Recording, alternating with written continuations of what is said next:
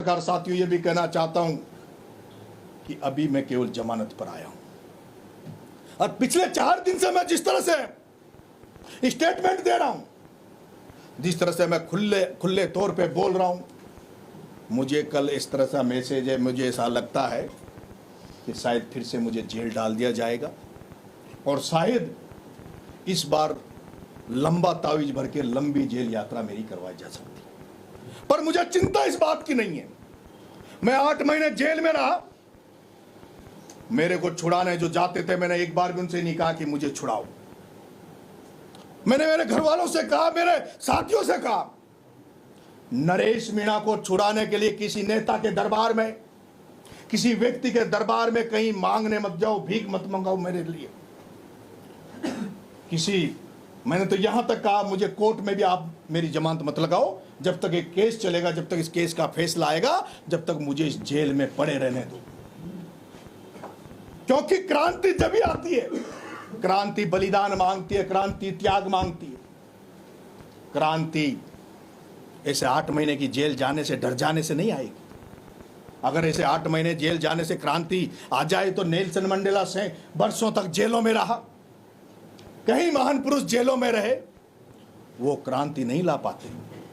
इसलिए क्रांति लाने के लिए वो सारे जो संकट आने वाले हैं उनके लिए तैयार रहो। इसीलिए आज मैंने आप सबको आमंत्रित किया था। आप इतनी बड़ी तादाद में आए, उसके लिए मैं बहुत बहुत आभारी हूं और आपसे आग्रह करता हूं कि आपका इस छोटा युवा साथी, छात्र साथी जिसके पास कुछ नहीं है, वो एक ऐसी लड़ाई लड़ने जा रहा है जिसमें आप लोगों का भी मुझे आशीर्वाद चाहिए, आपका भी प्यार मुझे चाहिए। मैं विश्वास दिलाता हूँ, ऐसा मौका नरेश मीणा पत्रकार भाइयों, वैसे तो ये बात समाज से की जाती है, परिवार से की जाती है, पर आप सब भी मेरे साथी हो, परिवार हो। ये जो बातें मैं बोल रहा हूँ शायद आपको भी कहीं न कहीं लग रहा होगा कि सच है। जब आपकी परिवार में, जब किचन में जब फल फ्रूट देखते होंगे या सब्जियों को देखते होंगे तो आप भी कहते होंगे कि गर्म करो, इनको साफ करो। दूध को जब आप आता है आपके घरों में, उसको आपके घी आता है, उसको आज कोई भी चीज़ सच नहीं है, सब मिलावट है।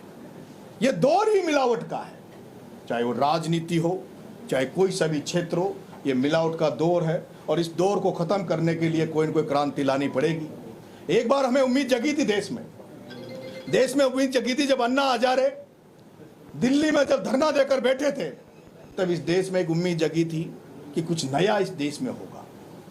लेकिन ढाक के 3 पात, कुछ नहीं मिला। कोशिश करूंगा ईमानदारी से, जिस रास्ते पे, जिस सोच के साथ आगे बढ़ रहा हूं, अंतिम सांस तक उसके लिए प्रयास करूंगा और अंतिम सांस तक उसके लिए लड़ूंगा। बहुत बहुत धन्यवाद, बहुत बहुत राम राम।